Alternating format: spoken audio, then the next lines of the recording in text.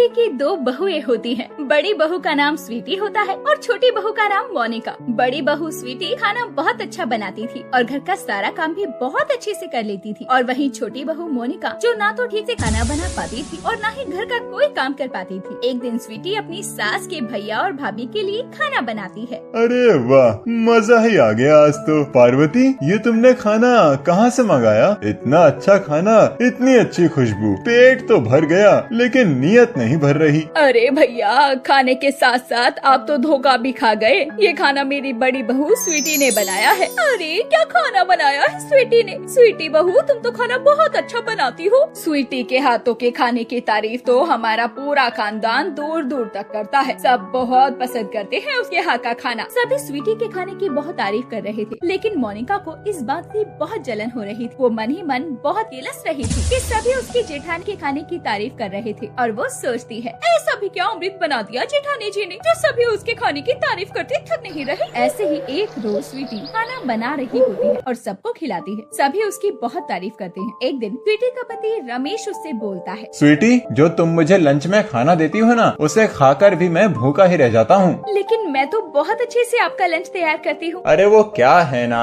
तुम इतना अच्छा खाना बनाकर देती हो कि जैसे ही मैं ऑफिस में लंच खोलता हूँ उस खाने की खुशबू पूरे ऑफिस में फैल जाती है और सभी मेरे लंच में से खाने लगते हैं, जिस कारण मैं भूखा रह जाता हूँ। अब से तुम मुझे ज्यादा खाना लंच में देना। ठीक है रमेश जी, आज से मैं आपको ज्यादा लंच पैक करके दूंगी। स्वीटी ऐसा ही करना शुरू कर देती है और रमेश अपने ऑफिस से आता है और रोजाना स्वीटी के खाने की तारीफ करता है। और वहीं दूसरी तरफ उसका छोटा भाई मोनू जो अक्सर अपना लंच बचा कर लाता था, ये सब पार्वती देख लेती है। फिर एक दिन पार्वती अपने छोटे बेटे मोनू से बोलती है, बेटा मोनू, तुम लंच पूरा क्यों नहीं खाते हो? हमेशा बचा कर ले आते हो। मम्मी, पता नहीं मोनिका कैसा खाना बनाकर देती है, खाने का मन ही नहीं करता। बेटा, तू ठीक से खाएगा नहीं तो कमजोर हो जाएगा। खाना तो पूरा खाना चाहिए ना। मम्मी, मैं सोच रहा था कल से क्यों ना भाभी जी ही मुझे लंच बनाकर दे देती। वैसे भी भाभी भैया के लिए तो लंच बनाती हैं, इस खाने में मेरे लिए भी खाना बना लें। देवर जी, कभी मैंने आपको मना किया है क्या? मैं रोज आपका लंच पैक कर दूंगी। पहले भी तो मैं ही करती थी ना। थैंक यू भाभी। दूसरे दिन से स्वीटी अपने देवर का खाना भी बनाने लगती है और अब देवर भी स्वीटी की खूब तारीफ करता है। लेकिन ये बात मोनिका को हजम नहीं होती कि उसका हस्बैंड भी उसकी जेठानी की ही तारीफें कर रहा था। अरे ये इन्हें क्या हो गया है? मोनू जी भी अपनी भाभी के पीछे दीवाने हो गए हैं। जब देखो उनकी ही तारीफ करते रहते हैं। मेरा तो जैसे कोई नाम ही नहीं लेता। भाभी ने तो मेरा जैसे सब कुछ खत्म कर दिया है। अब मैं भी जेठानी जी को मजा चखा कर रहूंगी। अब मोनिका अपनी जेठानी को परेशान करने के नए नए बहाने ढूंढती है। फिर एक दिन स्वीटी किचन में सबके लिए आलू के पराठे बना रही थी। उसने सारी तैयारी कर ली थी, लेकिन मोनिका किचन में आती है और आलू के भरते में मिर्ची मिलाकर चली जाती है। अब इस आलू के भरते से स्वीटी पराठे बनाती है और जब सभी पराठे खाते तो सभी की हालत खराब हो जाती है। भाभी, क्या हो गया आपको? आज तो आपने खाने में जबरदस्त मिर्च डाली है। स्वीटी, पानी तो जल्दी से, कितनी ज्यादा मिर्च डाल दी। बहू खाना बनाते बनाते खाना बनाना भूल गई है क्या? इतनी ज्यादा मिर्ची कोई नौसखिया भी नहीं डालता होगा। अरे जितनी मिर्ची तूने पराठे में डाल दी है। मम्मी जी, मैंने तो हिसाब से ही नमक मिर्ची डाली थी। पता नहीं ये कैसे ज्यादा हो गए। जब खाने को लेकर सभी स्वीटी को सुना रहे थे तो मोनिका बहुत खुश हो रही थी। फिर थोड़ी देर बाद जब स्वीटी किचन का सारा काम कर लेती है तो मोनिका किचन में आकर सूखा आटा पूरे किचन में गिरा देती है। और जब पार्वती ने ये सब देखा तो स्वीटी को आवाज दी, बहू। अरे स्वीटी बहू। जी मम्मी जी। बहू, तूने किचन का क्या हाल कर दिया है? तूने किचन में आटे से होली खेली है क्या? पूरा आटा बिखेर दिया है। मम्मी जी, मैं तो पूरा किचन साफ करके गई थी। पता नहीं ये कैसे हो गया। अरे बहू, जादू से हो गया या मैंने कर दिया? मैं देख रही हूँ तेरा काम में मन नहीं लगता है। चल अब दोबारा से किचन साफ कर। पार्वती के कहने से स्वीटी ने किचन दोबारा साफ किया। मोनिका के मंसूबे कामयाब हो जाते हैं। ऐसे ही एक दिन स्वीटी किचन में सब्जी बना रही थी और मौका पाते ही मोनिका किचन में आकर सब्जी में अमचूर पाउडर मिलाकर चली जाती। जब सभी ने वो खाना खाया तो सभी स्वीटी को सुनाने लगी, बहू तूने खाना बनाया है या आम का अचार बनाया है? इतनी खट्टी सब्जी। स्वीटी, आज तो तुमने दांत खट्टे कर दिए। भाभी, जब से मैंने आपकी तारीफ करना शुरू की तब से तो आपने अच्छा खाना बनाना ही छोड़ दिया है। मम्मी, मैंने तो सब्जी में कोई खट्टी चीज डाली ही नहीं। फिर ये खट्टी कैसे हो गई? तू रहने दे बहू। अब से किचन किचन का सारा काम मोनिका संभालेगी। और दूसरे दिन से किचन का सारा काम मोनिका करने लगती है, लेकिन वो स्वीटी के जैसा कोई काम नहीं कर पाती। मोनिका के लिए किचन का काम करना बड़ा मुश्किल हो रहा था और वो सोचती है, पता नहीं जेठानी जी सारा काम कैसे संभाल लेती थी, मैं तो अकेले किचन का काम कर ही नहीं पा रही हूँ। मोनिका ये सब सोच रही थी कि तभी मोनू उसे आवाज देता है। अरे मोनिका, जल्दी से नाश्ता ले आओ, मैं ऑफिस के लिए लेट हो रहा हूँ। हाँ लाई नाश्ता। एक तो पता नहीं आपको कितनी जल्दी हो रही है। अरे आजकल मैं ऑफिस रोजाना देर से पहुँच रहा हूँ। मोनू मोनिका से बातें कर रहा था कि तभी रमेश बोलता है। अरे चुप करो मोनू, तुम कितना बोलते हो। ये लो मोनिका, मैंने नाश्ता कर लिया है, अब तुम जल्दी से जाकर मेरा लंच ले आओ, वरना मुझे भी मोनू की तरह देर हो जाएगी। मोनिका रमेश का लंच पैक कर ही रही होती है कि इतने में पार्वती बोलती है,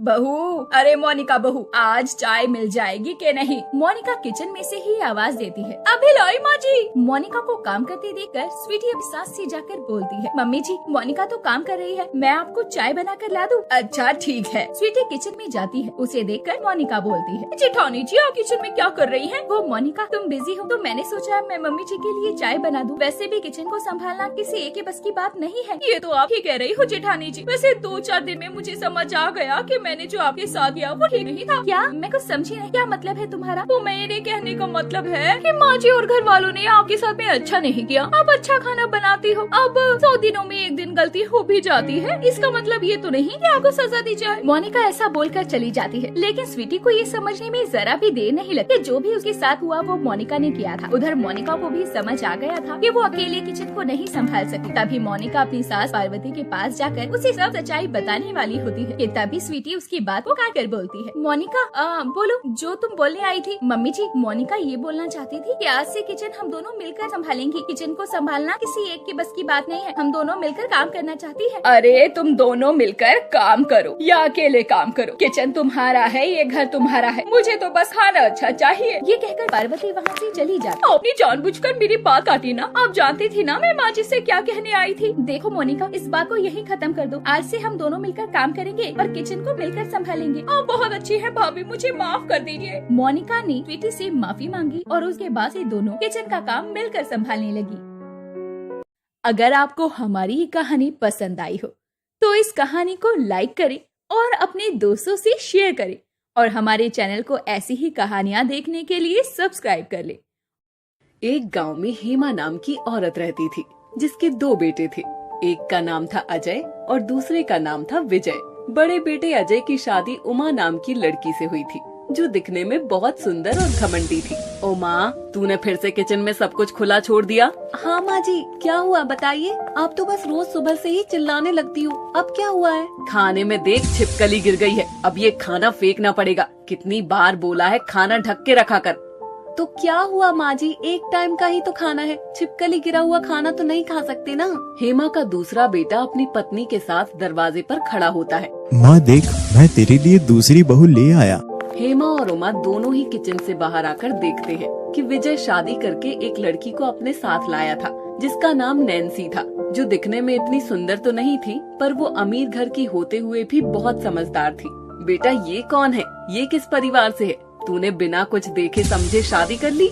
नहीं माँ, ऐसा नहीं है, ये नैसी है, ये एक अच्छे परिवार से है। क्या देवर जी, आप किसी को भी बोलोगे कि अच्छे परिवार से और हम मान लेंगे? हाँ भाभी, आपसे तो अच्छा और अमीर ही परिवार है नैन्सी का। उमा नजरें नीचे करके चुप हो जाती है और हेमा उसका स्वागत करने लगती है। दूसरे दिन सुबह नैन्सी उठकर किचन में जाती है। माँ जी आज मेरी पहली रसोई है, क्या बनाऊं? जो तेरा दिल करे बहू, पर एक बात का ध्यान रखना कि खाना सिर्फ 5 लोगों का ही बनना चाहिए। उमा बहू की तरह नहीं कि 10 लोगों का खाना बना दो। हाँ माँ जी, जब मेरी शादी हुई मुझे नहीं पता था कि 10 लोगों का खाना या 5 लोगों का खाना कितना बनता है। तुम्हें आता ही क्या था, इतना बर्बाद करती हो तुम। हाँ, सब कुछ मैं ही तो बर्बाद करती हूँ। अब आई तो है आपकी समझदार बहू। ये सब देखने के लिए तुम्हें गरीब घर से ब्याह कर नहीं लाए थे। मैंने तो सोचा था तुम गरीब हो तो घर को संभाल लोगी, पर जब से आई हो बर्बाद ही कर रही हो। माँ जी आप तो बस करो, जब देखो सुनाती रहती हो। तभी वहाँ पर अजय आ जाता है। ये सब क्या हो रहा है?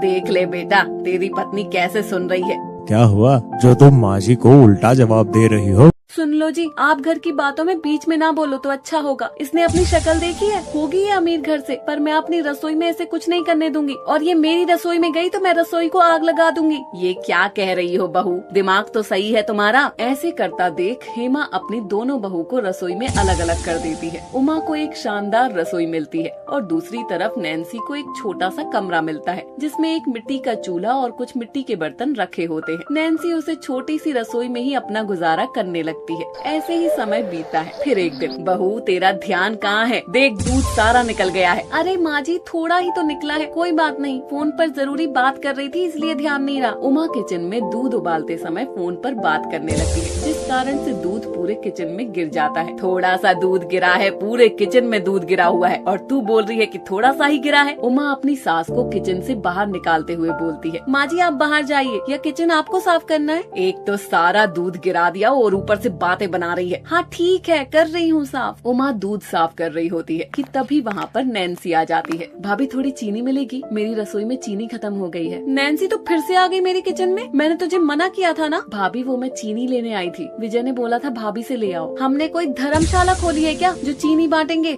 ये सुनकर नैन्सी की आंखों में आंसू आ जाते हैं और वहाँ पर उनकी सास आ जाती है। क्या हुआ छोटी बहू, तू यहाँ खड़ी हुई रो क्यों रही है। वो माँ जी मैं चीनी लेने आई थी, पर नैन्सी वहाँ से चली जाती है। एक तरफ उमा अपने शानदार किचन में खाना बनाती है और दूसरी तरफ नैन्सी अपने छोटे से किचन में मिट्टी के चूल्हे पर खाना बनाती है। एक दिन उमा अपने किचन में पूरियाँ तल रही होती है कि तभी वहाँ पर हेमा आ जाती है। बहू क्या बना रही है आज। पूरी तल रही हूँ, दिख नहीं रहा है आपको। उमा से अपनी सास के हाथ पर तेल गिर जाता है। हे राम, मेरा हाथ जला दिया तूने। ऐसा बोलकर हेमा चिल्लाने लगती है कि तभी वहाँ पर नैन्सी आ जाती है। क्या हुआ माँ जी, आप ठीक तो हैं? बेटा मेरा हाथ जल गया। उमा ये तूने जानबूझकर जलाया है ना। नहीं माँ, आप गलत समझ रही हैं, मैं ऐसा क्यों करूँगी। माँ जी आप चलिए यहाँ से, मैं आपके हाथ पर कुछ लगा देती हूँ। चल बहू, वरना ये तो मुझे पूरा ही जला देगी। मैं ऐसा क्यों करूँगी माँ, इतनी भी बुरी नहीं हूँ मैं, जानती हूँ मैं तू कैसी है। नैन्सी हेमा को लेकर वहाँ से चली जाती है और हेमा के हाथ पर दवा लगाने लगती है। हेमा नैन्सी से बोलती है, बहू तू जानती है कि ये उमा कितने गरीब घर से है। वो तो ये बहुत सुंदर थी, इसलिए हम इसकी सुंदरता को देखकर अंधे हो गए थे और हमने कुछ नहीं देखा, वरना ऐसी घमंडी लड़की को तो हम अपने घर की बहू कभी न बनाते। माँ जी ये भाभी से गलती से हुआ है, वो जानबूझकर क्यों ऐसा करेंगी। बेटा तू अभी जानती नहीं है इसको, जब ये पहली बार रसोई में गई थी ना, जब से ही ये पागल हो गई है। इतनी शानदार रसोई देकर अपने घर पर तो कभी ऐसा देखा नहीं ना। माँ जी ऐसे मत बोलिए, भाभी ने सुन लिया तो उन्हें बुरा लगेगा। उमा दरवाजे के बाहर खड़ी हुई सब सुन रही थी। ये सुनकर उमा को बुरा लगता है और वो रोने लगती है। फिर वो अपनी सास से माफी मांगती है और अपनी देवरानी से भी। फिर उमा नैन्सी का स्वागत करती है। आओ नैन्सी, तुम्हारा इस घर में स्वागत है और मेरे किचन में भी। फिर वो दोनों एक ही रसोई में काम करती है और खुशहाल जिंदगी बिताती है।